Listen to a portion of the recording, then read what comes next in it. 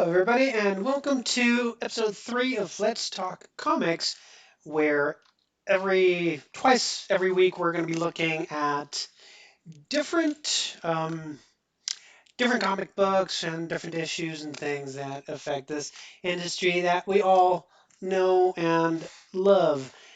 Today, this is part 2. If you missed last week's Thursday episode, this is part 2 of our Batman.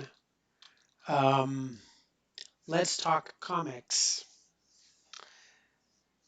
Batman's Contagion story arc. This is very relevant to what we're living today, as you might imagine.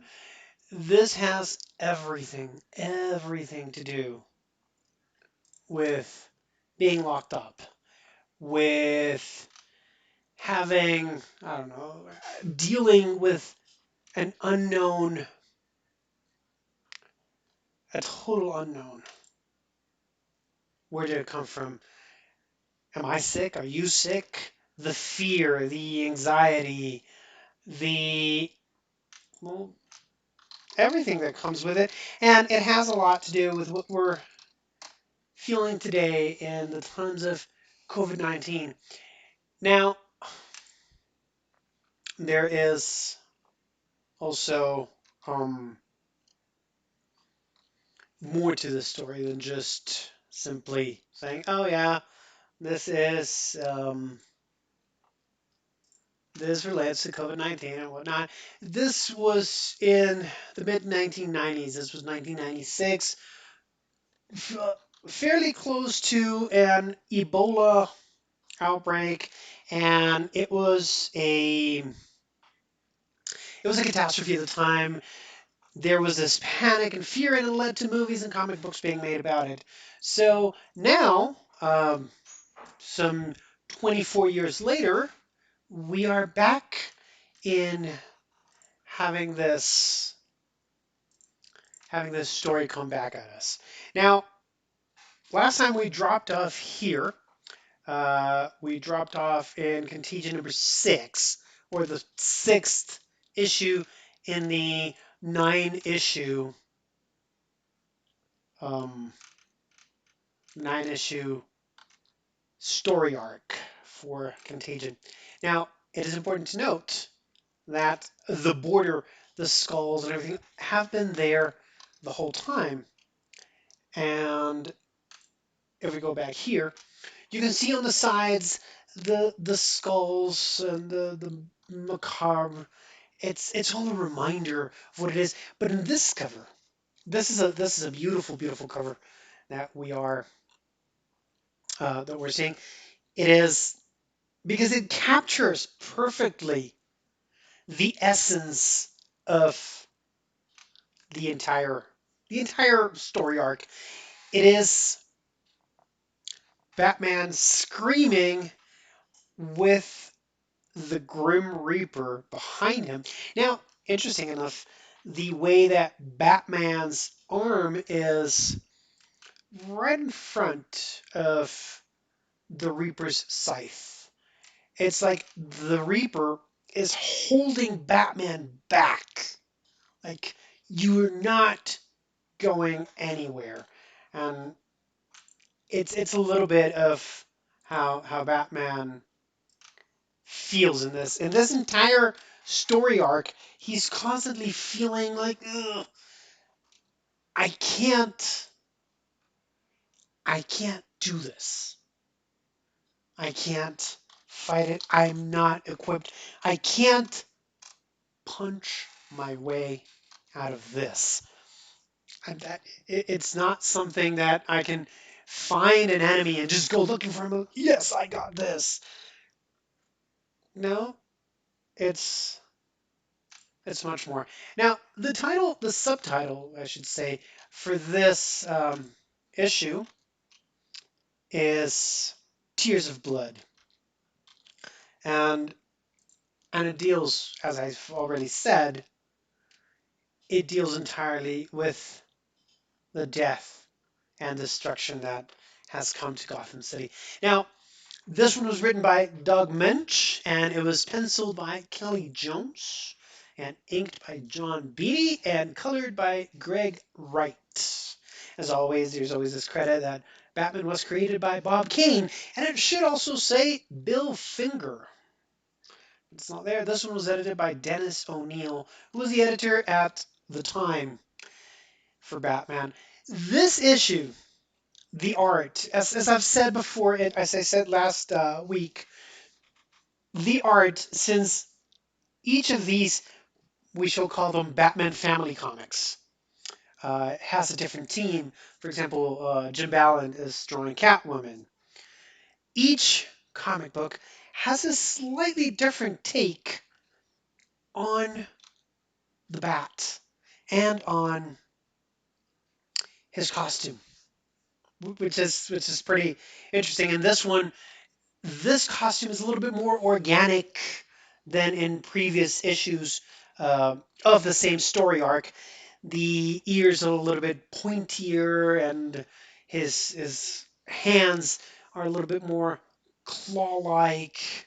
Um, and now this one is called Tears of Blood, also because the disease in the comics is inspired by Ebola.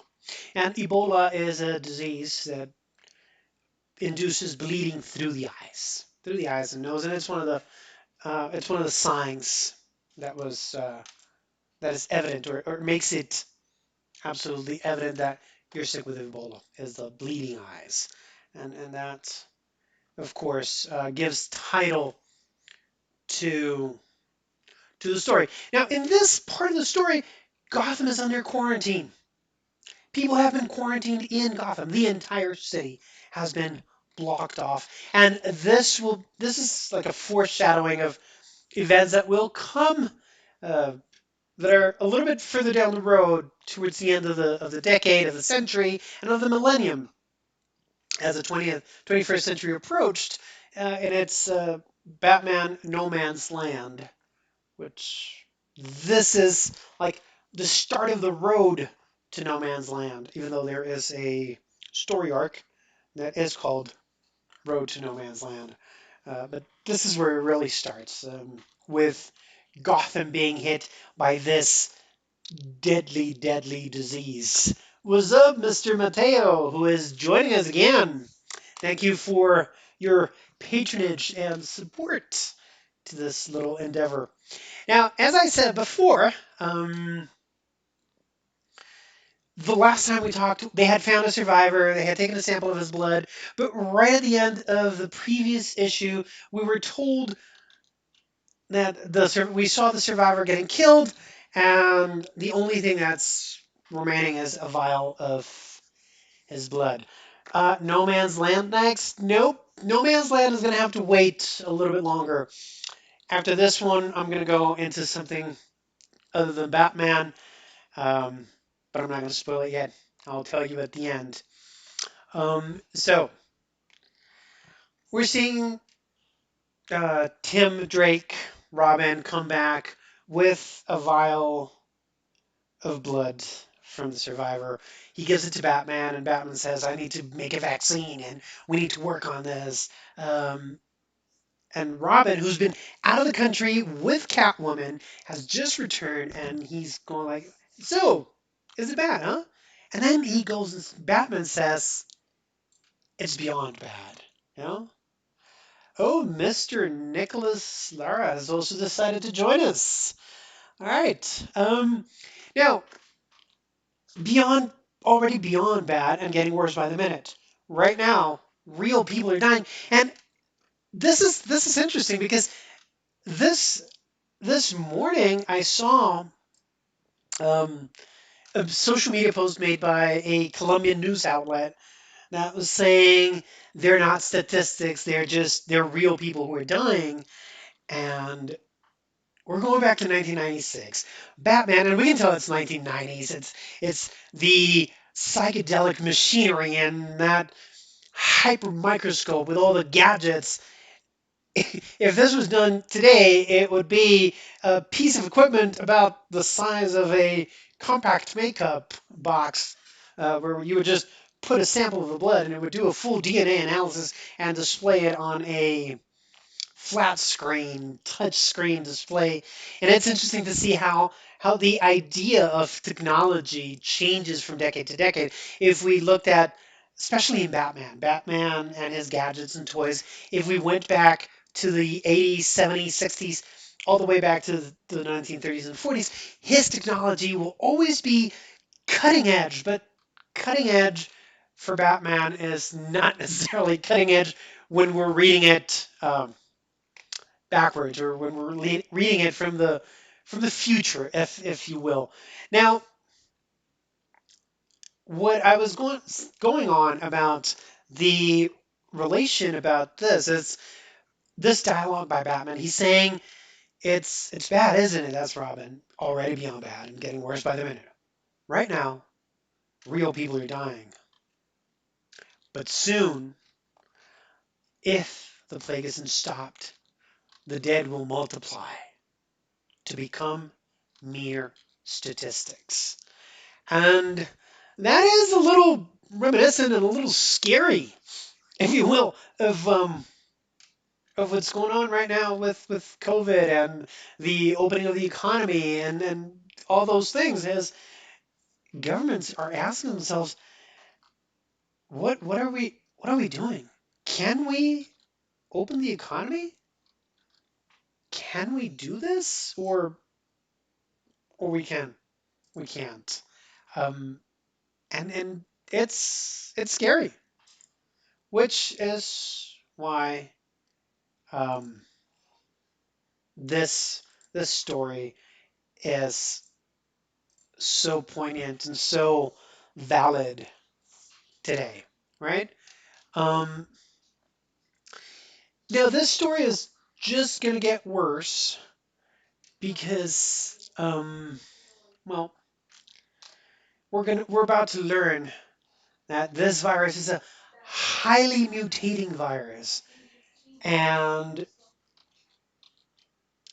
one of the things that we're gonna see here is that we have this scientist and people are dropping dead on the street and they're starting to pile up and scenes that at the time when this was written 1996 were mere scare and it was what might have happened, but now we know that in the case for real pandemic, yes, there are places where the dead start piling up, right? And while Batman is looking for a vaccine on his own, as usual, Batman the loner, um, Harvey Bullock and Renee Montoya from the Gotham City Police Department are talking to the coroner, and they're looking, and somebody from the Centers for Disease Control says that the virus deteriorates very rapidly, and that the blood, for it to be viable, the host needs to be alive. If the sample is taken from a dead body, then the antibodies would break down really fast and we would have a useless virus at that point in time, which is exactly what they did. And there's again, as I said, the art in this team um, is a little bit creepier, more organic. Um, this is um, Keely Jones who penciled the cover, but we got John Beatty and Gregory Wright working on it, right? And we can see here the doctor is grabbing an eye and looking at it. And in the background, if you can see it behind her under the eye, there's these skulls. Now it's interesting that the eye is green. Of course, it could not be white. That would be too creepy, even after the Comics Code Authority, which which is saying quite a bit, because well, it's still a little early for that. But this is the real image I wanted to get to, and it's this puppeteer, this puppet master, playing with a Batman puppet outside of the city morgue while they're talking about the deadly virus that is slowly killing Gotham. And that sets out the tone for the entire comic book, right? And it is meant to create a scare and terrorize people of, oh my god, what is going to happen. But then in the background we have this whole story of the rich people, um, who are in Babylon Towers, and they're willing to pay a lot of money for the guy, and that's what got the guy killed. And they might have killed themselves by by killing them, by sending mercenaries to capture the only survivor to the plague who has the antibodies. They're the ones who killed him. That's why they had to get the blood from the dead man. And it's really a story of them building their own demise. Now, things start moving in this, and Batman is taken to Arkham. He has to go to Arkham to try to find somebody who is immune, right? And who do we know in the Batman universe who is immune to diseases and poisons? You know? Um, and it's this whole debate. Batman is in his lab, and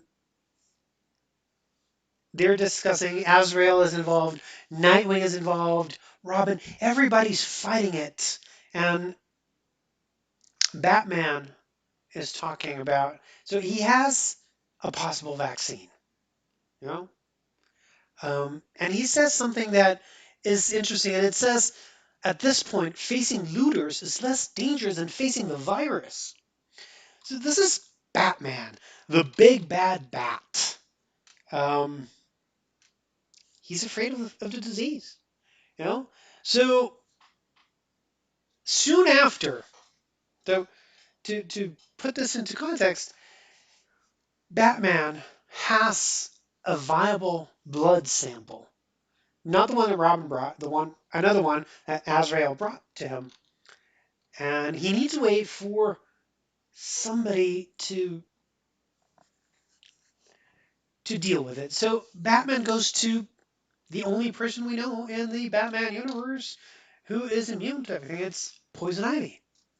Um, and we come in, and she's all dressed up in her plant garment, in her costume, and she says something that is very interesting, and it's that they allowed me to wear my own clothing in honor of your visit. It's an explanation of why inmates at Arkham are constantly on their own costume. It's one of those things that is really frustrating. It's like, why don't they just put them in straitjackets and white gowns and lab coats? Why is Scarecrow allowed to keep his creepy mask, and Ivy her leaf-covered dress, and Joker his fancy purple suit? Although there have been instances where they have drawn Joker in a straitjacket, and that's a lot to say. But this is a little bit of exposition, you know, and it's Poison Ivy who says that he wants that Batman wants Poison Ivy to carry the vaccine to Babylon Towers through the infested city, right? Um, and she's playing she's playing hard to get, and she's going like, "You want little old me to get sick?" And he's going like, "Look, we know." Oh my God, Miss Halloween is also joining us and asking for a shout out. Lovely to see all of you here tonight. Now, Poison Ivy is playing, oh, poor me. And he's going like, look, we know you're immune to pretty much everything, including viruses, right? And um, there's this whole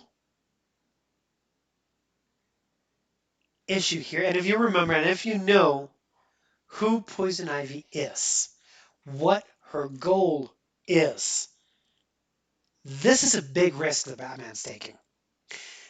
Ivy's goal in life is to exterminate humans and let the world be run over and dominated by plant life. So why would we give her the vaccine to the virus that has an over 98% mortality rate? Um, so he's pleading with her, and she said like, and that's how desperate Batman is. You know, uh, what will happen once Ivy is out with the cure, right? Uh, and of course, you just know that things are going to go bad. And this is Gotham City.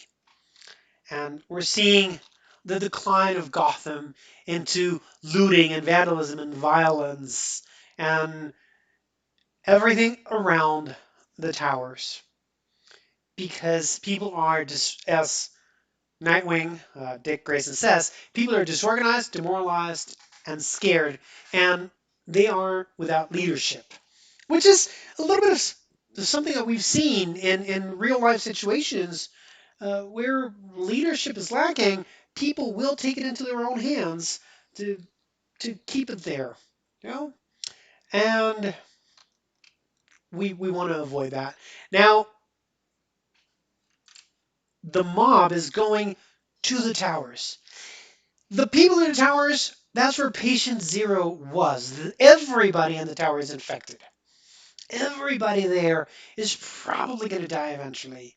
But if they manage to um, break out, then Gotham is totally, totally doomed.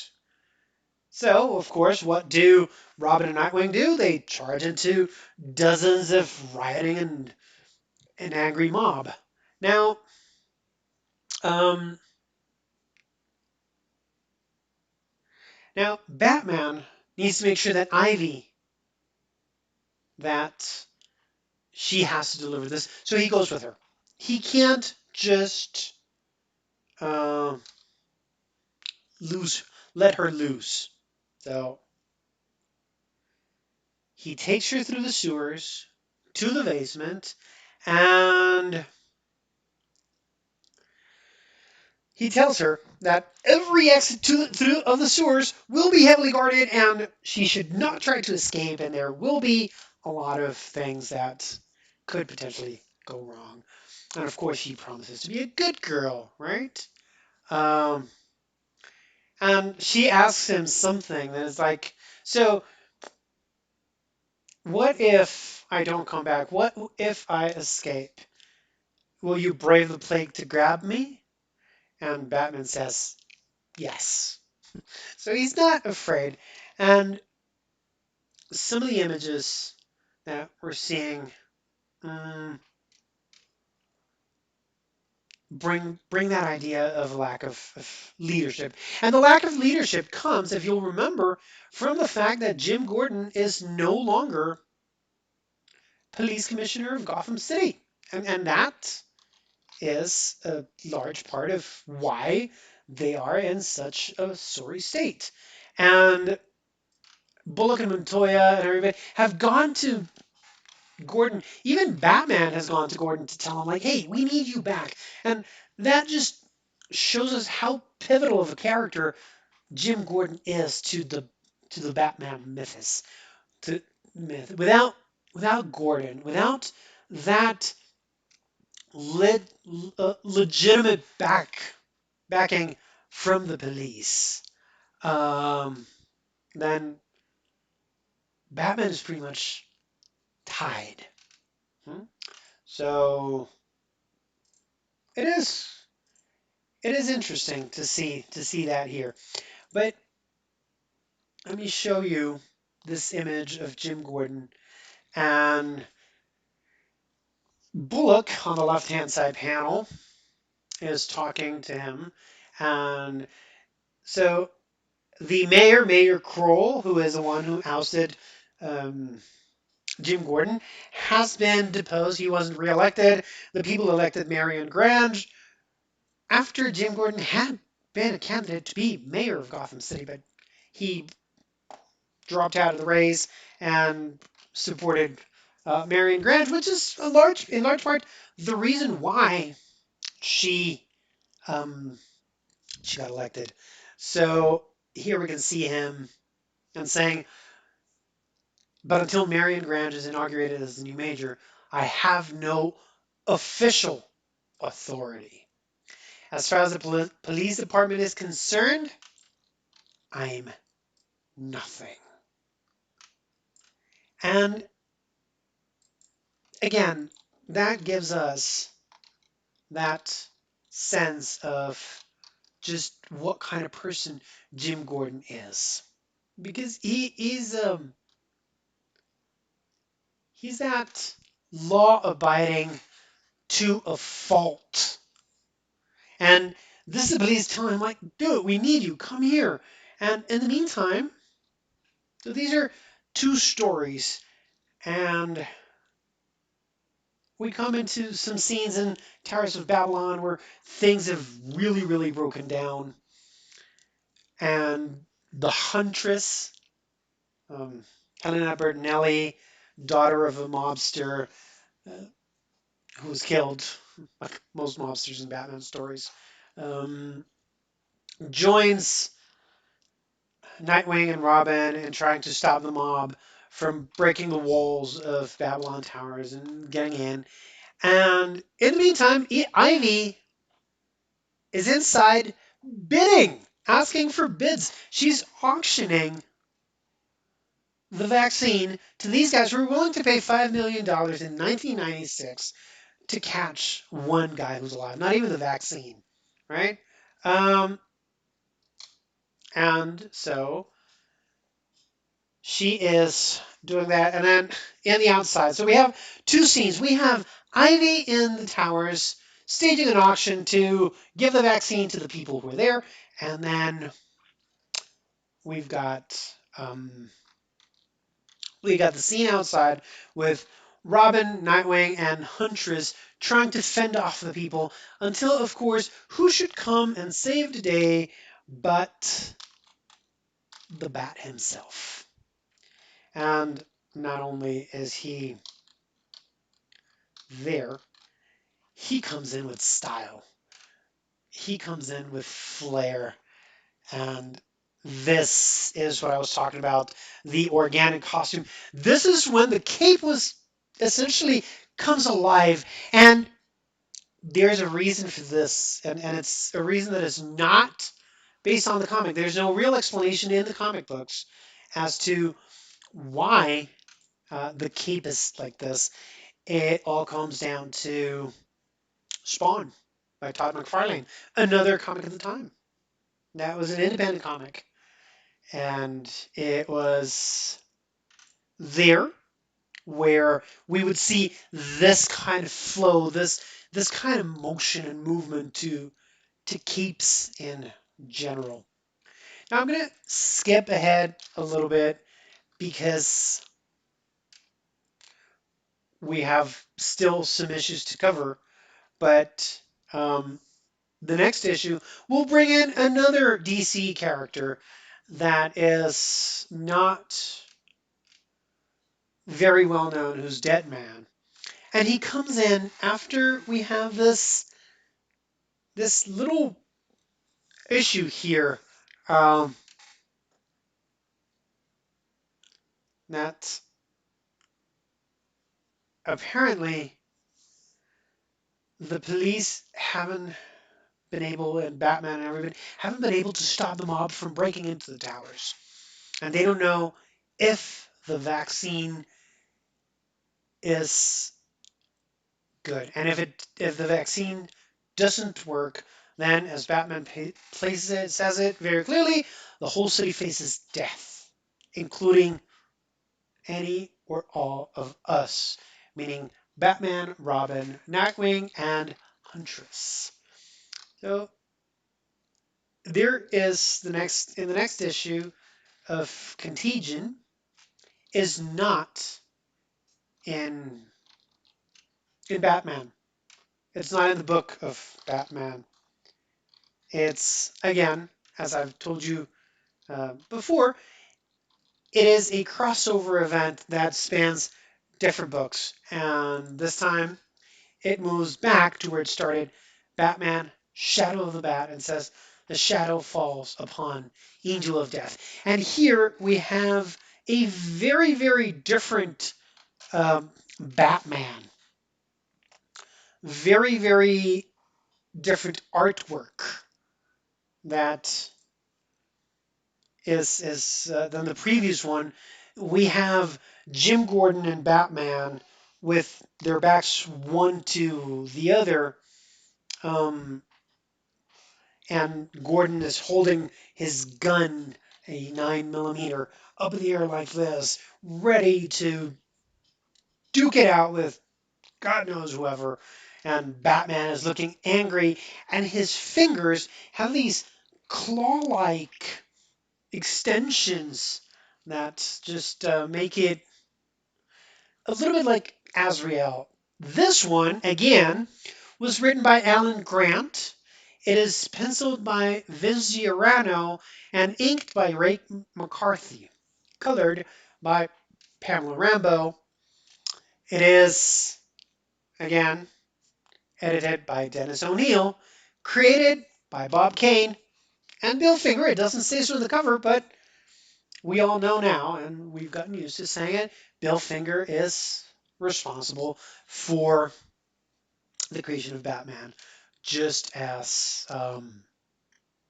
Bob Kane is. And here we go back to that illustration style that we saw earlier in Contagion #1, which was Batman Shadow of the Bat number 48, where we started. It's this much more, I don't know, schematic. It's a very different art style, and we can totally see it here in the bottom with the sick people, the people who are sick with the virus. It's the same kind of drawing that we saw in the first one, and we've come pretty much full circle with this. But here we're at a very different, very very different point in time. In the other one, it was like, yep, yeah, people are gonna get sick, and well, um, it's it's not gonna be there. You know, who cares? It's just we're gonna lock ourselves up in Babylon Towers. Here we have the people in Babylon Towers already locked up, and the images that we see inside the tower are of this incredible luxury that at the same time is surrounded by death. And we have lavish parties where some of the people inside the tower are saying, like, you know what? We're all going to die. It doesn't matter. We're all going to die anyway. You know? Let's go crazy. Let's have all the booze and sex and whatever we can get our hands on. You know? And in the meantime, Miss Pamela Isley, Miss Poison Ivy, is saying, bring me everything you own, and I will give you a vaccine that will make you immune to the plague. Right? She doesn't even know if it works. Nobody knows if it works. Batman sent her in there to figure out if it works. And what we are, what we're seeing here is this entirely new approach to the story. And we're being shown all the sides of humanity. We're seeing the profiteers who are constantly um, who are constantly looking for ways to make a quick buck. In this case, of course, Poison Ivy is the profiteer. She is the one who's looking to make money out of this situation with the vaccine.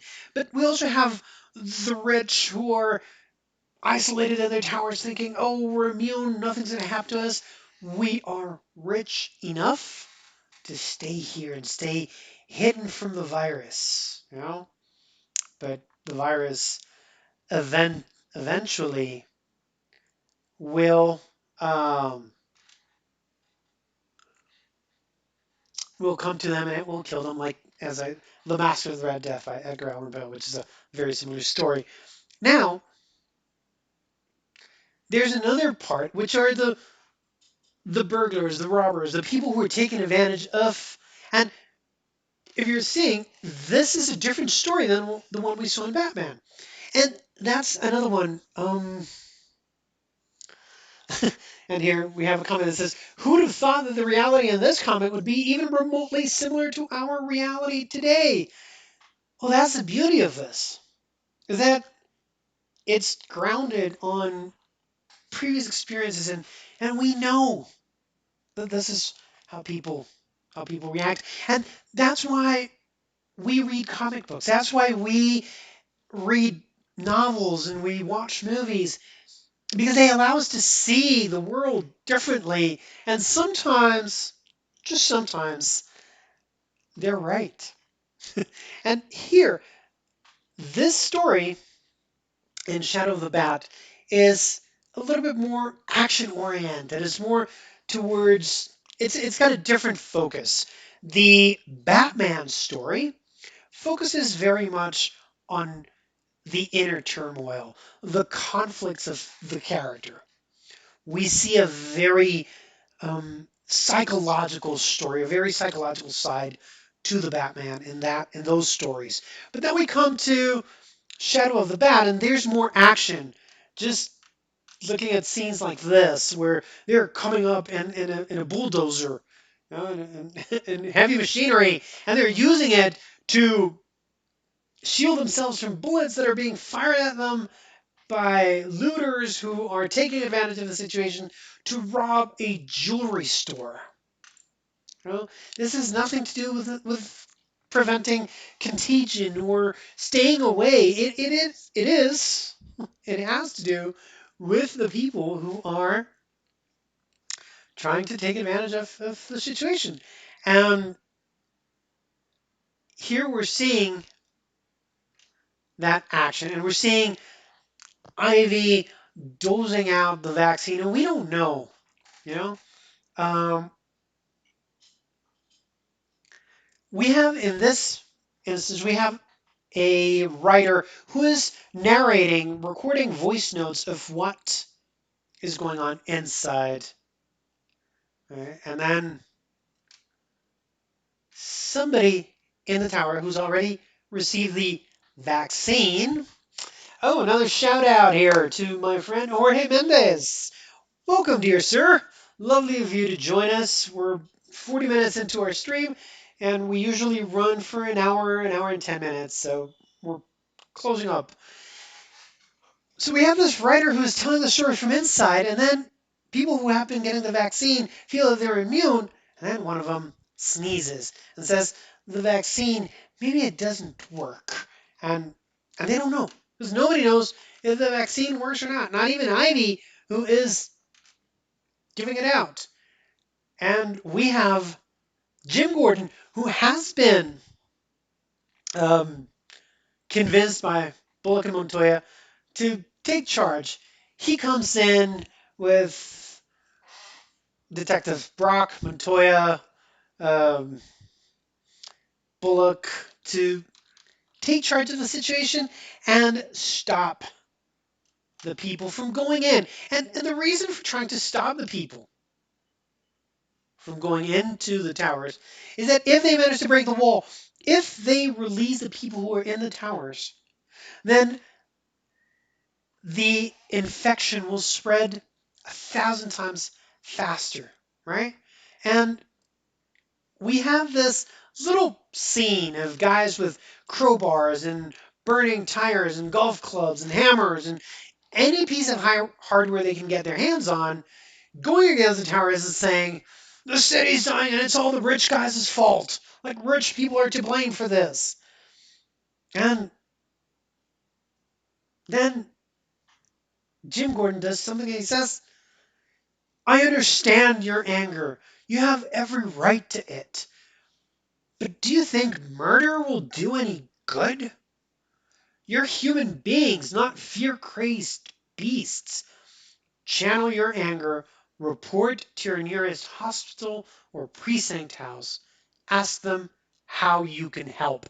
And he redirects all of that anger into helping. And I saw yesterday the police chief in Atlanta going out to talk to protesters who are in the midst of rioting in the city because they're also scared for very different reasons that I'm not going to get into because politics has nothing to do with what we're talking about right now.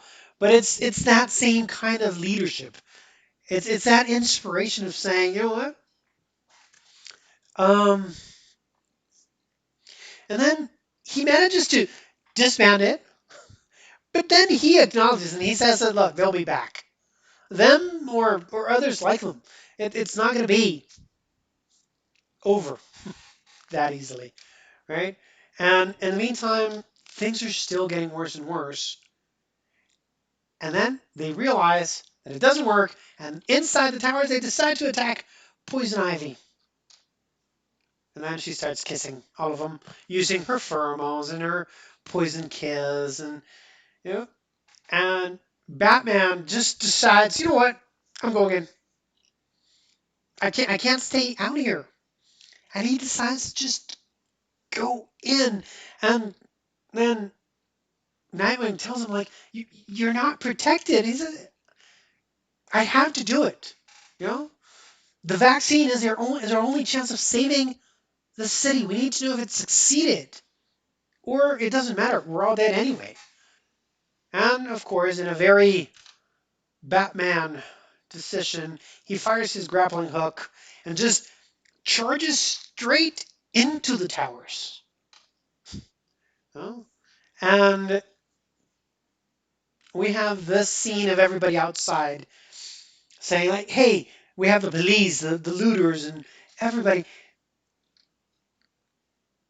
But there's this feeling that things are coming to a head. Everything is coming to a boil. Well, um, and we get this really, really cool image of Nightwing, Huntress, and Robin stopping a group of would-be looters and vandals. Fun's over for tonight, folks. Best go home before something bad happens. And this combination and of Huntress and Nightwing, it's interesting because further down the road, not spoiler alert, but if you are here, you will definitely have to put up with a few spoilers. Huntress and Nightwing are an item for a little while down in Bloodhaven, not in Gotham, but in Bloodhaven, and that's a very, very complicated story that eventually we might eventually get into it if we get to talk about No Man's Land, No Promises Yet. Another shout out to Lorenzo Gomez, who also joining us at this time. Thank you for being here, sir. Now, as you know, in any story, there's always, when you're dealing, especially when you're dealing with a virus, as long as it's remote, as long as it's there, far from us, we don't care, right? I mean, doesn't doesn't jive with me, doesn't touch me, but in this case, it does. It totally does. We come to, as I said, things are coming to a head, and the point where they come is that Robin falls ill right then. After that cool image of them standing strong and going like, "Oh, I'm a badass, and I'm going to stop you from doing all these nasty things that you have planned."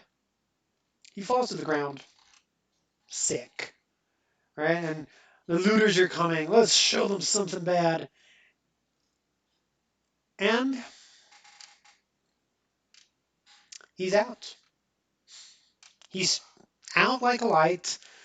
Nightwing and Huntress swoop down, pick him up, and pull him out of the fire. And we move from there. Batman doesn't know what's happening. He's inside the towers already, and now Ivy has come up with a brand new scheme. You gotta trust her. It's like, I'll give you a kiss, and my kisses will save you. I will protect you with a kiss. And so everybody's lining up to get a kiss from Poison Ivy, who is sleeping on top of a pile of cash and artworks and fine vases and chinaware and incredibly expensive stuff. And then comes Batman and says, "Stand away from her. She's lethal." You know? And Ivy's like, "Hey, I was expecting you here sooner. Where have you been?" Right? But then she's got everybody there, and she tells all these rich people who are under her thrall, "Sick him, get him, right? Stop him or die trying." And they've been ensnared. You got to remember another thing about Poison Ivy. She is able to use her pheromones to manipulate people, right? Um, and as you know, there's if there's one telltale sign of this disease, just like Ebola, is blood coming from your eyes, such as in this panel, where Robin is bleeding through the eyes. And if you've wondered, like me, for a long time, why the white eyes? What is it with these guys? They don't have eyes. Well, it's actually specially designed lenses that film over white in their masks to prevent their eyes from being seen. That is supposed to make recognition more difficult because, of course, if somebody's wearing a mask, there is no way that we would ever know who it is, right?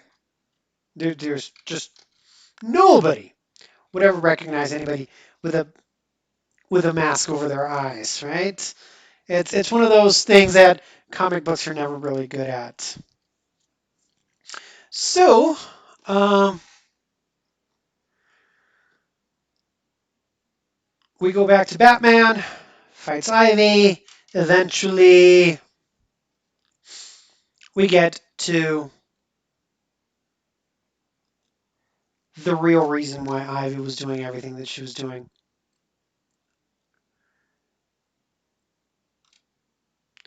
And here she is. She's telling Batman that the vaccine didn't work, that her kissing them, won't work either, and that everybody is doomed to die, and she's glad, for when all of Gotham is dead, the plants will reclaim it. Well, see, sometimes, for the world's greatest detective, Batman's not too bright, especially when she gets knocked in the head with a revolver, a Smith and Wesson, by Jim Gordon, right? Um, and seeing these images when you've read further ahead and you know where this relationship is going, it's hard because here's where Jim Gordon tells him like, there have been a lot of regrets in my life, Batman, but there's one thing I won't ever regret: that you and I fought the same war. Hmm, We'll talk about that later, Mr. Gordon. Right? And in the meantime, we have the next comic for um the Contagion, number 8, were two detective comics. And just as Shadow of the Bat is the action and Batman is the psychological side, Detective Comics is all about the investigation, the detective work, is how they figure things out. And we start out, again, very different artwork, but on a very, very similar note. We have this cover of um, the Grim Reaper laughing while Batman is battling rich guys and poor guys alike, and the city's burning, and Babylon Towers is in the back. And it's interesting, the name Babylon Towers. And from that, we go to Nightwing coming in in the Redbird, which is Tim Drake's car, Robin's car, and he's carrying Robin in his arms, and he's saying, "Alfred, oh my God, he's sick, he's dying." They put him up, and they have him, and he doesn't know what's going on, and he's gonna die, you know. Um, but of course, in the Batcave, we have hospital equipment. Why wouldn't we? I mean, why wouldn't we have hospital gear? You know, because Nightwing says, uh, he's like, "Come on, we got to tell your dad." Nightwing's, "We got to tell your dad. We need to get you to a hospital. Uh, there's still a chance that the vaccine worked." They don't know that it doesn't. They don't know the vaccine doesn't work. Batman doesn't know that Robin is sick, and hence now Nightwing and Alfred are probably sick as well. Because, yes, they are wearing masks, but they're not wearing face masks. They're not covering their noses and mouth. And everybody's touched Robin's blood, and that's the fastest way to get sick. So it's not going to be there. Now, um, Nightwing is going there, and Alfred describes the Batcave. And again, you got to remember, this whole series is setting up the stage for something. And it is, you wonder, how far ahead do comic book writers and editors plan? And the answer is very. They plan ahead a lot, and they drop little hints and issues there. The death of Superman wasn't something that came out of nowhere one day. It took quite a few years to come to fruition and coalesce there. And then we've got this description of by Alfred of what the Batcave is. "It's quite obvious that you've been away from this place far too much, Master Dick. This is the home of hopeless causes and blind faith. No time for discourse. Please help me move the hospital equipment. I kept it in storage from the last time we diced with death." And that is typical Alfred, rolling up his sleeves, and he's just ready to go. That's his side of the fight. His side of the fight is the backside, behind the scenes. And um, now there's this whole thing that's happening. Huntress is still out on the street, seeing the looting, and the city is getting worse and worse around Babylon Towers, which is in downtown Gotham. Ivy has been taken into custody, but they're still inside the tower. Um, and then here's another little hint of Jim Gordon, and that he's not as blind as people believed. It says, like, "Hey, how come Jim Gordon, great police detective, doesn't realize that Bruce Wayne is Batman. Come on. He must know. Especially in the earlier issues of Batman, where he was a close friend of Bruce Wayne, and they would have a drink together every now and again. But in this case, we get this. Batman has something up his sleeve. And it's like, you thought of this ahead of time? You must have been a hell of a Boy Scout. And he stops to think and goes like, or maybe your childhood didn't leave you time for things like that. And it's just there as a hint, like, does Jim Gordon know? Or doesn't he? Can he know or not? Right? Um, and now we go for the first time since this whole thing began, we go to Major Kroll's office. The guy who's supposed to be leading Gotham City out of this mess. Um, and he's getting a call in line two from the governor. And it's like, hey, we haven't spoken since. And the governor goes and gets, like, since the last time you screwed up royally, Armand. Talking about Armand Kroll. And apparently the mayor has managed to do one thing right, and it's keep it from the world. There's this outbreak, what it is. And then the governor says, Washington tells me it's an Ebola strain. And while the state wouldn't exactly miss Gotham, that tax sinkhole you lord over, I like to think of myself as a social liberal. That's why I'm sending in the National Guard over your orders. And Major Kroll had not wanted the National Guard to get involved, but the governor has just went ahead and sent in the National Guard, disregarding Major Kroll's wishes. But again, that little hint, that little hint, the state wouldn't exactly miss that tax sinkhole you lord over.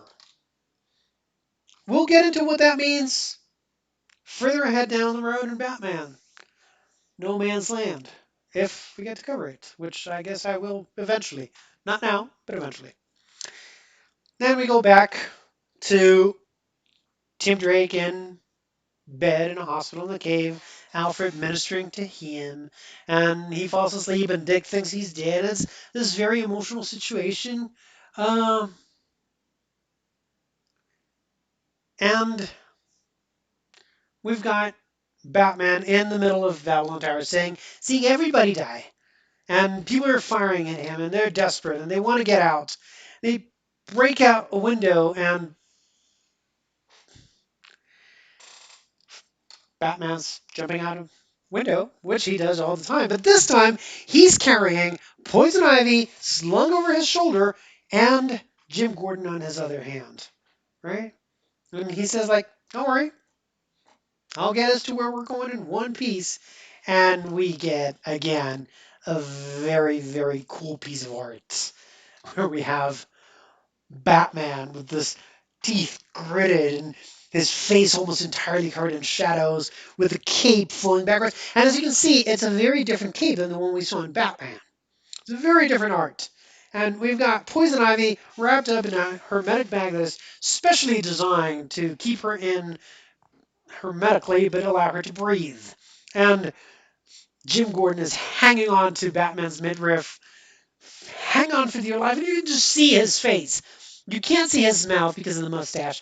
You can't see his eyes because of the glasses that are reflecting the fire because he's not wearing dark glasses at night in the middle of a riot. But we have this amazing scene of what it's like to be rescued by the Batman. And of course, somebody else we haven't seen for a while, Oracle. Remember, Detective Comics is the detectiving, like the investigation side of the comic books. And we go to her. Now, I'm not going to go into the details. She has a conversation with Catwoman. And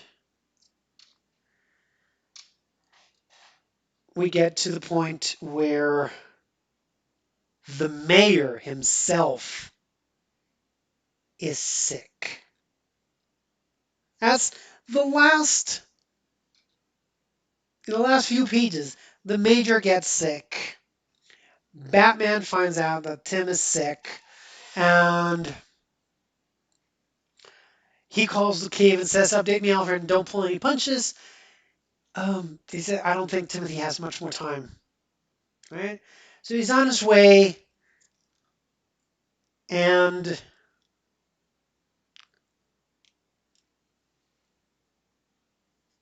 we have some issues. The National Guard has sealed off the city.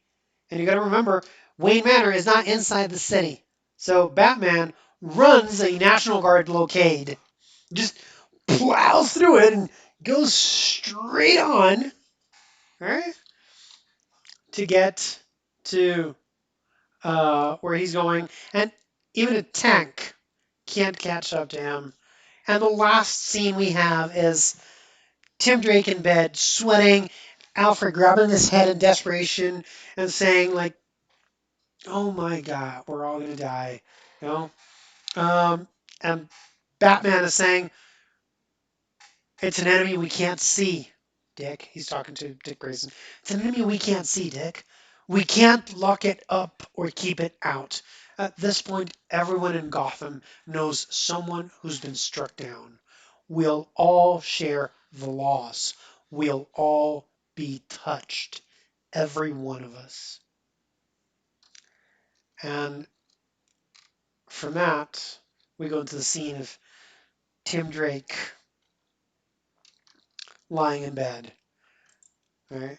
Now, the next comic is Catwoman, and Catwoman again is a completely different um, story, completely different than what we get in Detective Comics because it deals with her outside of the city trying to make a buck. It's the anti-hero story, so I'm not gonna get into it. I'm actually going to skip um, Catwoman because she's her story is way outside, and we're again running out of time, and we need to cover some more um, some more issues.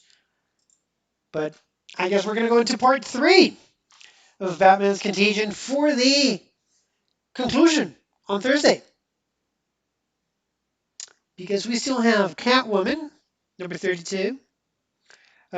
We've got Batman 530, Shadow of the Bat 50, um, and well, we're not going to have time to cover it today. So, unfortunately, ladies and gents, it's been a pleasure sharing this time with you guys. But you know what they say? When the fat lady sings, everybody has to run.